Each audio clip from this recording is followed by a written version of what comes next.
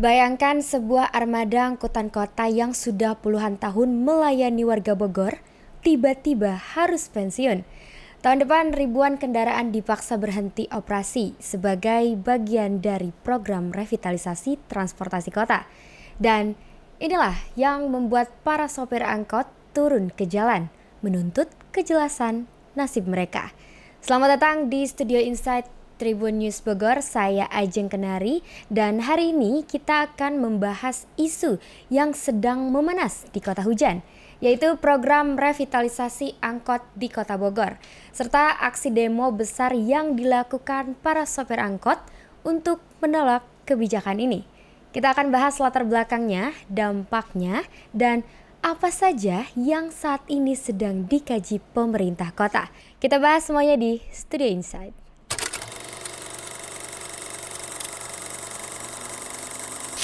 Jadi ceritanya begini, Kamis tanggal 23 Oktober 2025 sekitar pukul 11:20 waktu Indonesia Barat, suasana di depan Balai Kota Bogor mendadak ricuh. Ratusan sopir angkot yang sejak pagi melakukan aksi damai tiba-tiba merengsek masuk ke area Balai Kota. Sebagian di antara mereka terlihat saling dorong, bahkan terjadi kejar-kejaran dengan petugas dinas perhubungan yang saat itu sedang mengatur lalu lintas di dekat Hotel Salak. Dalam situasi ini salah seorang anggota Dishub sempat dikejar hingga masuk ke area Hotel Salak dan akhirnya diamankan oleh pihak polisi. Namun keributan tak hanya berhenti di sana.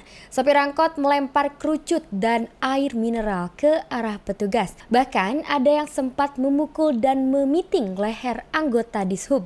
Suasana tegang itu terjadi di depan masyarakat langsung yang sedang menyaksikan. Dan tak lama sebagian sopir kembali berkumpul di depan gerbang Balai Kota, menuntut pemerintah untuk mengeluarkan angkot mereka yang sebelumnya sempat dirazia. Terdengar sejumlah teriakan seperti segera keluarkan angkot yang dirazia, sianu nilangan aing kamari.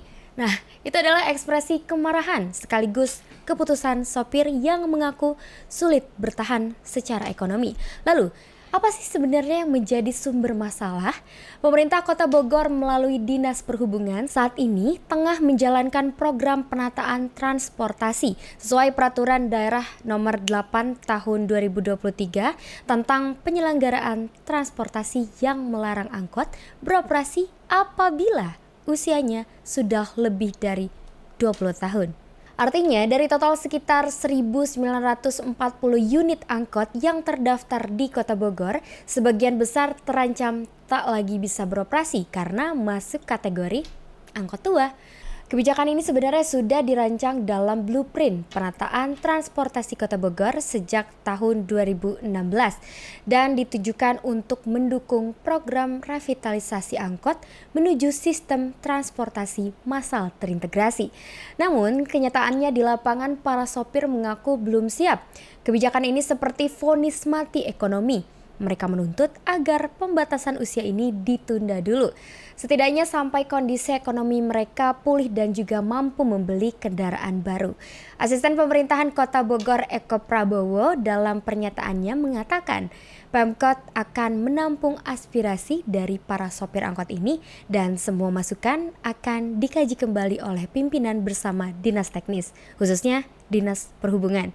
Nah, meskipun belum ada keputusan final, Pemkot memberikan solusi sementara, yaitu mempertimbangkan untuk mengeluarkan angkot yang sebelumnya sempat dirazia, agar sopir bisa kembali bekerja dan juga mendapat penghasilan ya tentunya. Kondisi di lapangan saat ini memang serba sulit bagi pemerintah. Penataan transportasi adalah langkah menuju kota yang lebih tertib dan ramah lingkungan.